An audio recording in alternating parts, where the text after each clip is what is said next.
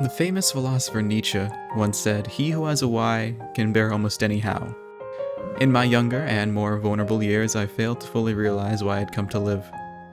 I was a lost wayward soul, a will-o'-the-wisp afloat upon the sea of the modern-day ennui, not but an infinitesimal grain in a bed of sand.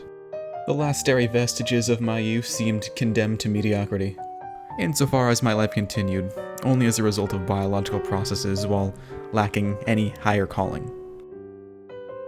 Only thereupon, in my virile myopia, I came across a film, incomparable in its prose, a paragon of filmography.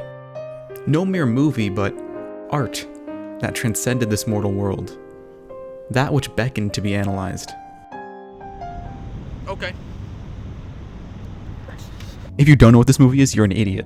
Alright, let me paint a picture for you, you homunculus. Alright, check it out. Film history, most influential works. Ready? Roundhay Garden scene? Citizen Kane, and then finally the end-all be-all horse sense. In the great year of our Lord 1999, this decom blockbuster was released, and the world has never been the same since. And now thereby.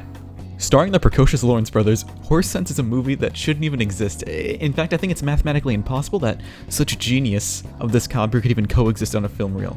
But as ex-South African President Nelson Mandela once said, "It always seems impossible until it is done." For the record, he was talking about Horse Sense. It tells a gripping story about a dichotomous society, one of the simple American Midwest and the other of the fast-paced Los Angeles. But we're getting ahead of ourselves. Let's start with the characters of Michael and Tommy. Michael Woods, played by Joseph Lawrence, is a debauched, vapid TikTok influencer, wasting away his 20s on his family's estate while waking up at 12 p.m. like a degenerate. 12:15, wake up. 12:15, wake up. It is then we meet his cousin, Tommy Biggs, played by Andrew Lawrence. He was only 11 when he co-starred in this masterpiece. He would then go on to start a lucrative acting career, playing in movies such as Going to the Met and Money Plane. Tommy's in LA on vacation from his rustic agrarian home in Montana.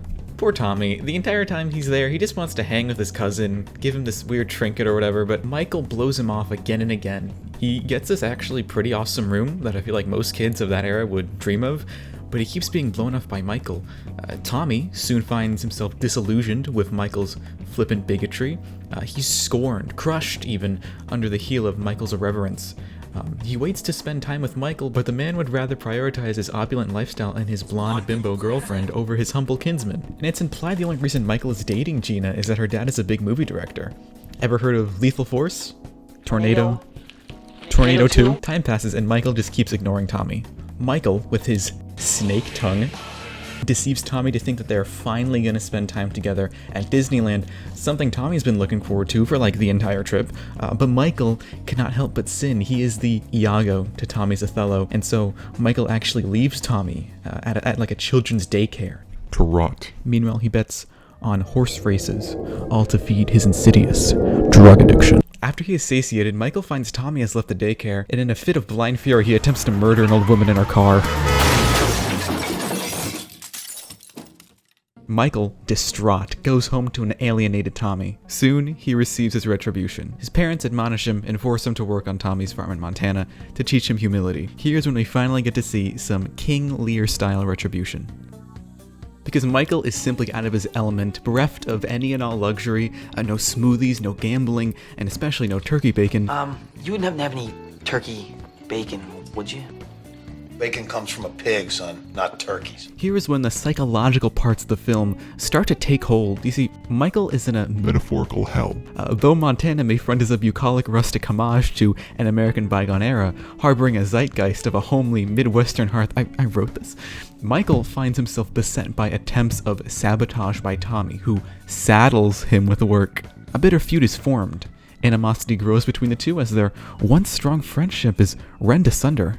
But here's when Michael's character changes for the better. You see, forced into an environment that almost seeks to kill his ego, he finds himself undergoing a transformation of sorts, out on the ranch and out in nature.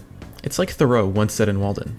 I went to the woods because I wished to live deliberately, to front only the essential facts of life, and see if I could not learn what it had to teach. And not, when I came to die, discover that I had not lived. See, Michael finds he has not lived until fronting an existence without convenience. Away from the pithy, superficial existence of the 21st century man, he finds a treasure greater than the French Riviera.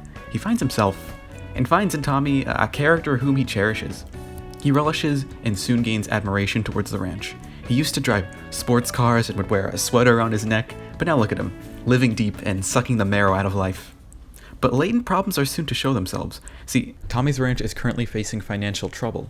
They're about to lose their ranch. You couldn't care less. What do you mean lose their ranch? You have no idea. What are we doing next, Judge? We just need money. It's simply not lucrative, and the family is soon posed to sell their property. And disaster strikes when the horse falls in the mud.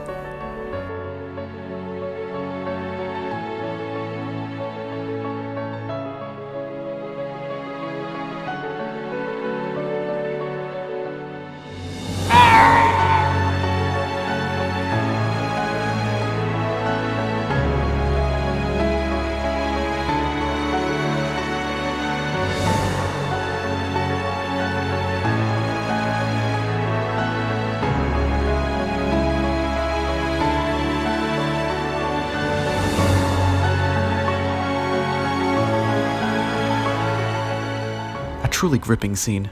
Michael comes back to LA a changed man, one whose soul was reconstituted in that open hearth of the Midwest.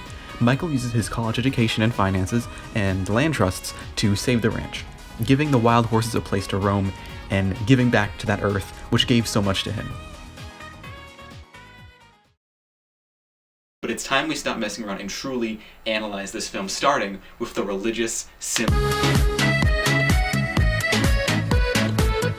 I've already talked at length about the antithetical characters of Michael and Tommy, at least at the beginning of the film. One represents the light, and the other, darkness incarnate. That's why when Michael first visits Montana, he wears all dark clothing. He cannot help but bring the darkness with him. And that's why he naturally gravitates towards the horse named Black. This duality is also seen in the two settings of LA and Montana. One masquerades as a cultural hub where artists can start their career and dreams come true. It is, in actuality, a case of urban decay, chronic homelessness, and ceaseless promotion of a cursory lifestyle and a cancerous hustle culture. That's LA. They worship everything and they value nothing. Compare this to the verdant rolling hills of Montana, what with its breathtaking scenery and jaw-dropping landscapes, all conducive to the betterment of the soul. A true restorative agent. Bah! One a perfidious hell, the other veritable heaven.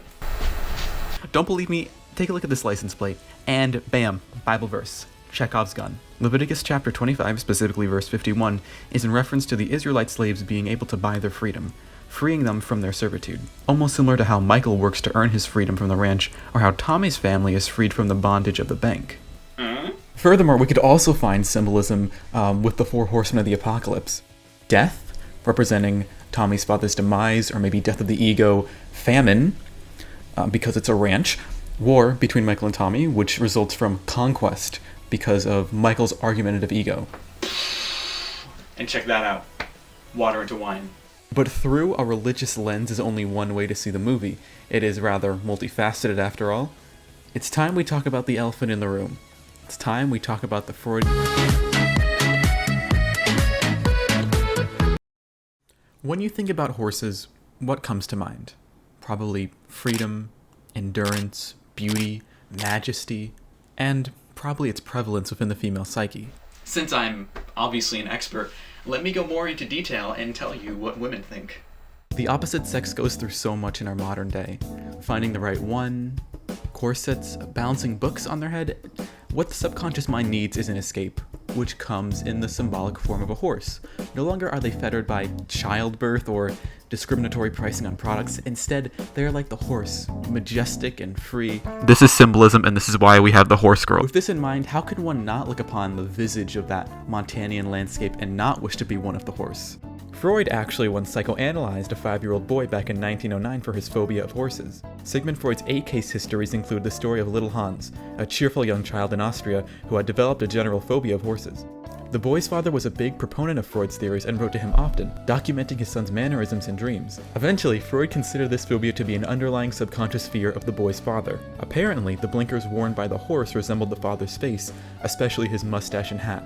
There actually is a lot more I can say about this experiment, but considering that it's Freud and I don't want this video to be age restricted, I think I'm just gonna have to end it here. Undoubtedly, by now you might be asking, cool Matthew, how does this tie into horse sense? Well, to that, I have to say,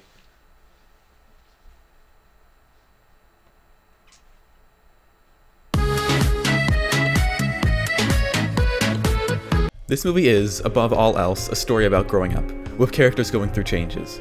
Tommy finds in Michael someone to trust, which helps him cope with his lack of a father figure. Meanwhile, Michael's jaded personality is broken upon the shores of nature's impassivity. The death of past Michael is marked by him ditching his two-dimensional girlfriend, including that French Riviera trip. I'm not going. What? I realize there's something a lot more important that I have to do, Gina.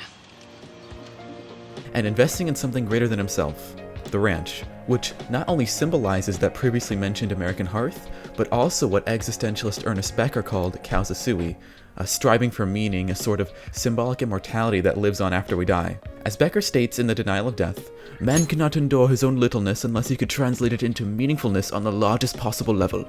This transcendental system of meaning he dubs heroism, and can come in many different forms, like the previously mentioned kausasui. Here is when we finally grasp the complex character of Michael. You see, at the beginning of the film, he was a sick man, a spiteful man. But like Plato's allegory of the cave, he comes to find the truth, the light of day, rejecting his previously hedonistic hollow lifestyle, and finding a medium through which he can assert that his life is in fact meaningful. Finally, and probably the most wholesome scene in the entire movie, Tommy asks Michael to help work on a treehouse that he had been working on for years with his dad, up until the man's passing. This isn't to posture Michael as a sort of surrogate father, but rather to put on display his newfound purpose. Once he was destroying old women's cars, now he's building treehouses. In the face of existential terror, the inevitability of death, the worm at the core of our being, as William James puts it, Michael finds virtuous meaning in family, in nature, and within himself. And so did I, as a result of this movie, where once I looked like this, now I look like this. I love Horse Sense. I adore Horse Sense. I see holding a copy of Horse Sense with you wherever you go as my true Second Amendment right. The true definition of open carry. Horse Sense refined my person, made me the man who I am today. One day, inevitably, all of us will disappear, and only Horse Sense will be that which remains. Horse Sense is me.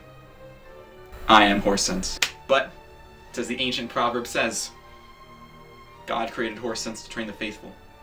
One cannot go against the word of God.